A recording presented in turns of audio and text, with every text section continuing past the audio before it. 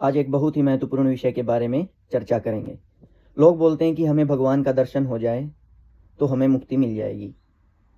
मैं आपको बताता हूं कि महाभारत के युद्ध के दौरान अगर सबसे ज़्यादा किसी के दर्शन भगवान से हुए हैं तो वो दुर्योधन है, द्रोणाचार्य है, दुशासन जिसको हम बोलते हैं, कर्ण है। क्या उनकी मुक्ति हो गई थी? नहीं। मैं आपको बताता हूं कि मुक्ति कैसे होती है। मुक्ति भगवान के दर्शन से नहीं होती, भगवान के दिए हुए मार्ग से मुक्ति होती है। अब बोलते हैं कि भगवान सिर्फ मंदिर में ही है। नहीं, भगवान हर जगह है, हर कण कण में भगवान है। लेकिन भगवान को देखने योग्य आत्मा चाहिए।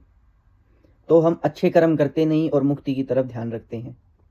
मैं आपको बोलता हूं, अगर आपको भगवान की प्राप्ति चाहिए या भगवत प्राप्ति चाहिए तो आप वो मार्ग चुने जो भगवान के द्वारा दिखाया गया हुआ मार्ग है।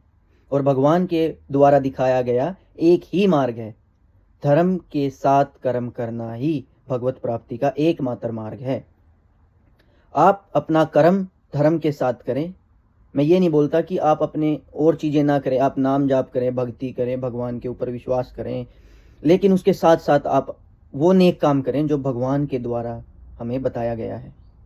और भगवान के द्वारा बताया गया मार्ग है गौ माता की सेवा, क्योंकि स्वयं श्री कृष्ण भगवान ने आकर द्वापर युग में गौ माता की सेवा की थी। तो आप ये चीज़ मत भूलें, गौ माता की सेवा ही सबसे बड़ी सेवा है और वो ही एक हमारे जीवन का लक्ष्य होना चाहिए भगवत प्राप्ति करने के लिए।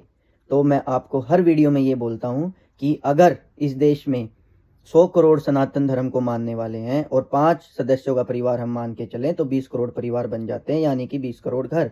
अगर एक घर एक गौ माता की आजीवन सेवा करे तो हम 20 करोड़ गौ माता बचा सकते हैं।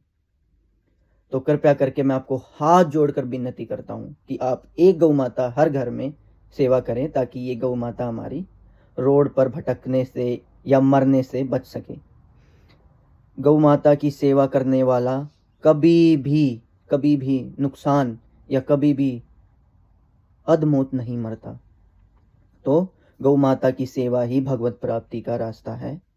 आप दूसरे कामों के साथ साथ यह चीज़ अपने जीवन में जरूर जोड़ें, एक गौ माता की सेवा आजीवन करें, क्योंकि एक आदमी से गौ माता नहीं बच सकती जब तक हम सारे मिलकर ये प्रण ना लें कि गौ माता ही राष्ट्रीय माता है। जब तक ये गौ माता नहीं बच सकती। तो मैं फिर दोबारा हाथ जोड़कर विनती करता हूं कि एक गौ माता की आजीवन सेवा करें ताकि ये सनातन धर्म बच सके। जय गौ माता, जय श्री राम। मिलते हैं अगली वीडियो में।